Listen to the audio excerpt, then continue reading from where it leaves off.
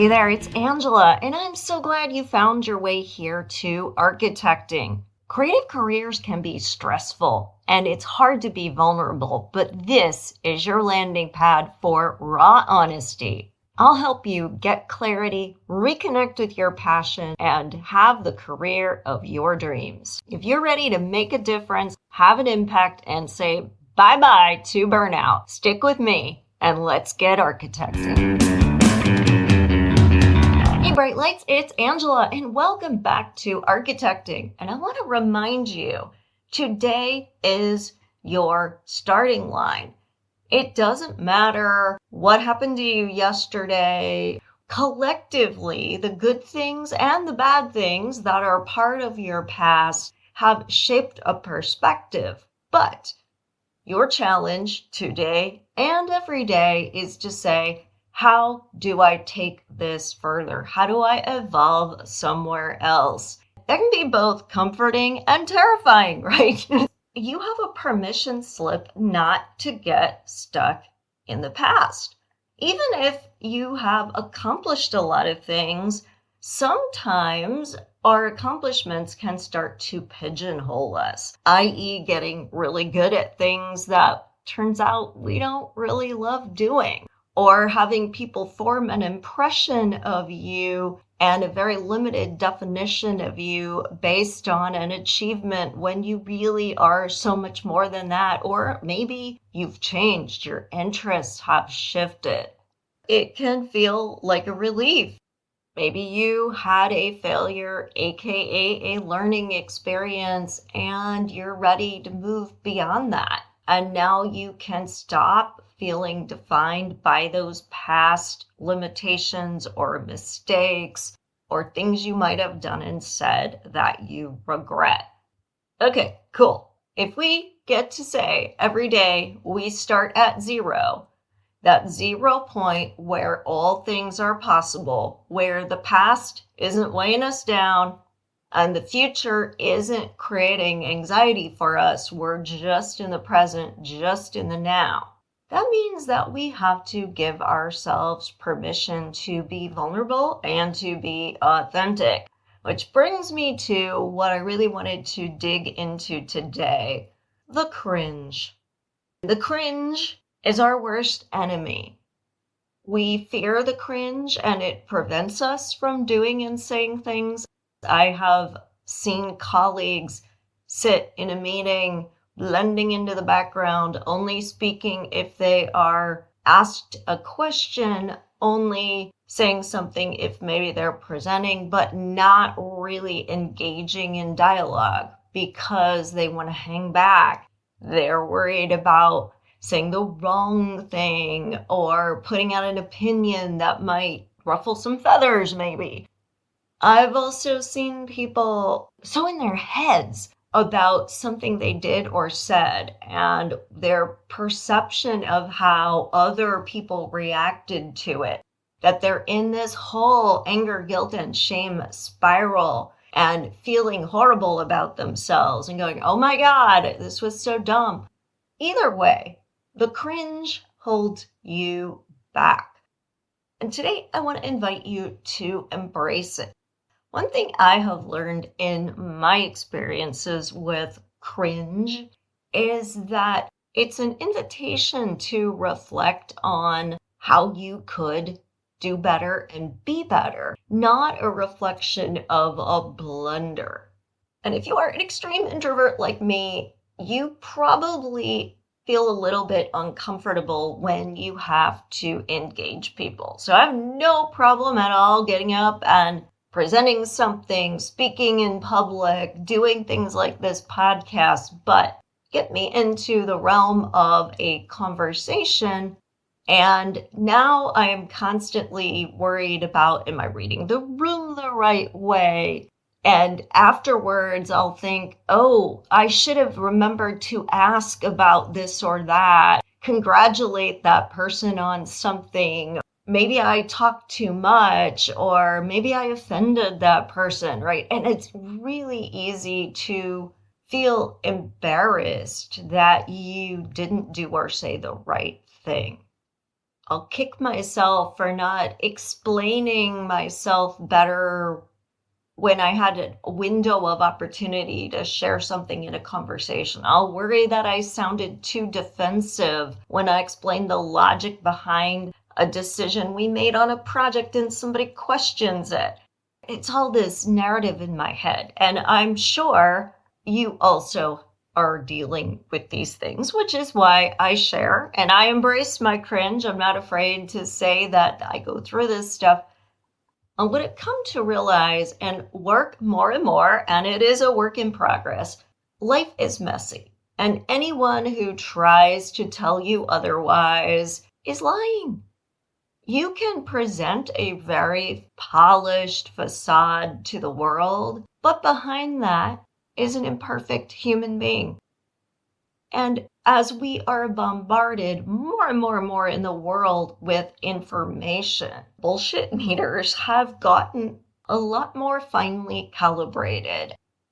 Perfection at one time was valued. Now it is held suspect.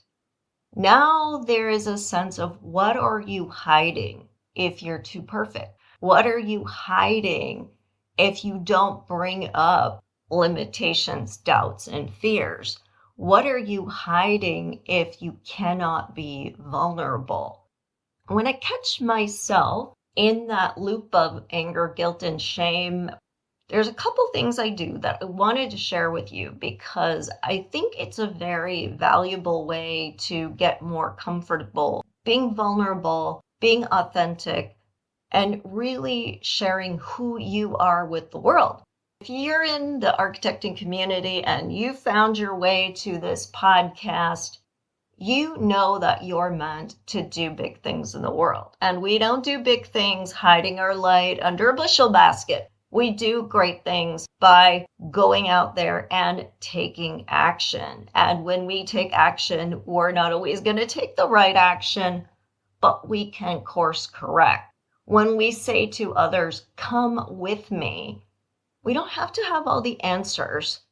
We just have to be committed to our cause and our purpose, and we just have to inspire others and work together to move things forward.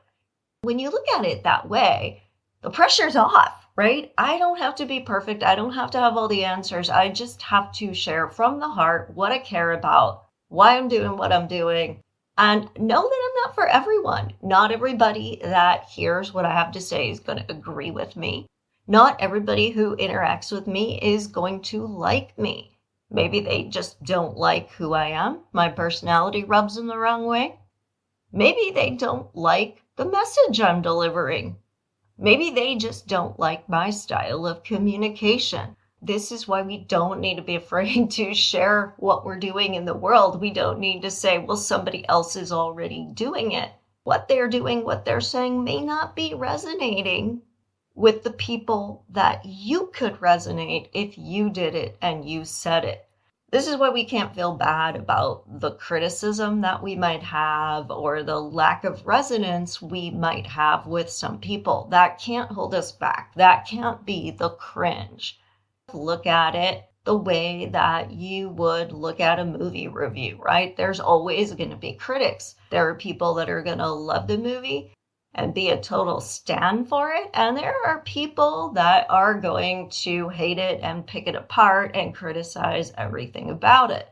You're expecting that you're going to see good and bad. You wouldn't believe it if all you heard was good things. It's the same way. You're going to have critics. You're going to have detractors. And you just kind of say, hey, hi, knew you'd be here. Saved you a seat. This is part of the whole conversation. And let it go. Know that you are not for everyone and that not being for everyone is actually a good thing. When we try to make everyone happy, we make no one happy.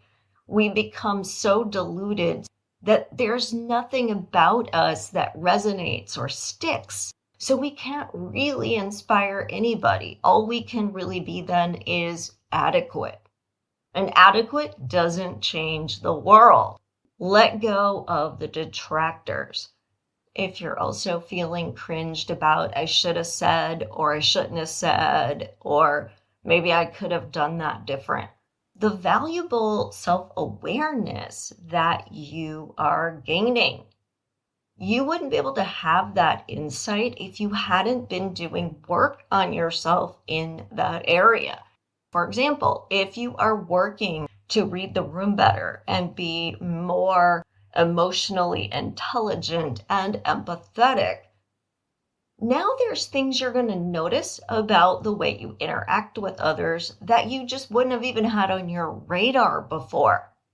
But that's not cringe. That's an increased self-awareness, which means you are more sensitive to these issues, which is a good thing. You're more consciously aware of how to show up in a better way. The reason you are noticing what feel like cringe moments to you is because you are evolving. So now you'll do better next time. Now you'll remember that next time. Give yourself credit that you probably had a really high level interaction. Piece of advice I like to give is to show up as if you were talking to people who were your biggest fans, totally on your cheering squad, because how do people like that make you feel? Passionate, enthusiastic, joyful, positive, like you can overcome obstacles and do things. It doesn't matter whether or not it's true. It's how you show up in the world, because there is a phenomenon called mirroring that I've talked about before on this podcast in several past episodes, where when you establish an energy tone in an interaction, other people resonate with it. You show up critical or doubtful, you're inviting the attitude of what's wrong with this to be summoned into the whole group, and everyone will begin to be critical. We'll start to pile on. We'll start to see the negativity. When you show up with curiosity, when you show up saying, how can we? When you show up and say, yes, and you'll notice that other people mirror that energy back to you. All of a sudden, you have shifted the tone of a conversation. You have level set things to go forward, not backward or stop. The more you do this, the more you show up expecting solutions, the more you show up with that how can I state of mind, the more you show up not putting your success in the future, not worried about the critics, the better you will resonate with everyone in the room, even the people who don't love you and are never going to be your biggest fans. You'll still hit a note. You'll still earn their respect, even if they never love you. This is something so important, such an integral part of the mission I have here at Architecting. In order to have success on our terms, in order to change the world, do great work, have a positive impact, we have to let go of the stress response. The root cause of the stress response is a perception of being in danger. It's coming from fear. Fear is about lack. What are you afraid to lose?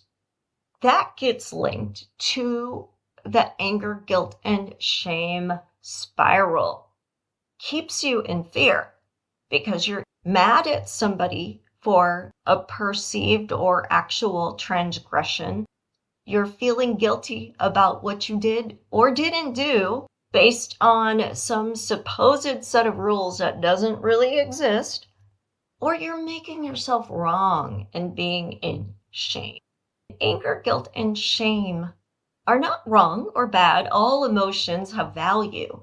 But when you notice yourself feeling them, when you notice that cringe drifting in, making you sort of shrivel up inside, that's your signal to say, Is this true?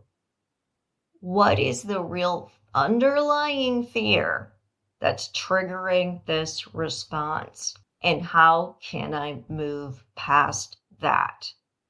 It really does work.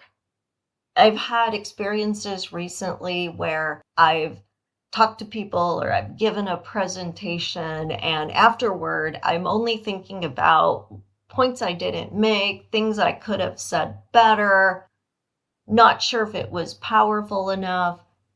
And in all cases, I've had multiple people come up to me afterward and say incredibly complimentary things, not only about how good the presentation was, but how it made them feel or shifted their thinking. When I thought I did the perfect thing, when I thought I've hit the home runs, I haven't gotten that kind of response. And what's different is that I'm making a conscious effort to be less polished, more vulnerable, ask more questions, engage others more, explain the motivation and the cause behind why I care about something, and inviting others to care about it too. It resonated. And that's what really mattered. Every day, I have that opportunity. You have that opportunity to make a difference, to do something new, to create something bigger and better, something that's never been done before because of the unique perspective that you are bringing to the situation. So we're doing the whole reframe on cringe, and I want you to start noticing when you have those cringe moments, what you're really learning about yourself, how those are signals that you have upped your game and you are now more aware of things you never would have thought of, how you are connecting on levels that you might never have before. Of course you don't feel safe. You're putting yourself out there. In putting yourself out there, that is how you make the difference. And the more you do this, the more you will start to notice that people who you were meant to impact and connect with and work with will be drawn to you because you are sending out such a strong signal. And the people that aren't meant for you will fade away. You stop trying to resonate with people that just don't vibe with you, and you've made peace with that. We don't all have to see life the same way. That diversity is what makes life rich and fun and good. Let it go. Don't get caught in that fear, and instead see the signals that the work you've been doing on yourself is paying off. All right, everyone, I love it when you share, so make sure that you put your thoughts on Instagram and tag me at Architecting Podcast, or head on over to the Architecting LinkedIn page. Share your ideas there. Be a friend. Help somebody else become more aware of the architecting community. Subscribe, like, rate, and review this podcast. Make sure you catch the Architecting YouTube channel. I'm working on some great content over the summer that is going to be exclusive to that channel, so you don't want to miss that. Don't let the cringe hold you back, and have a great day. Stay inspired.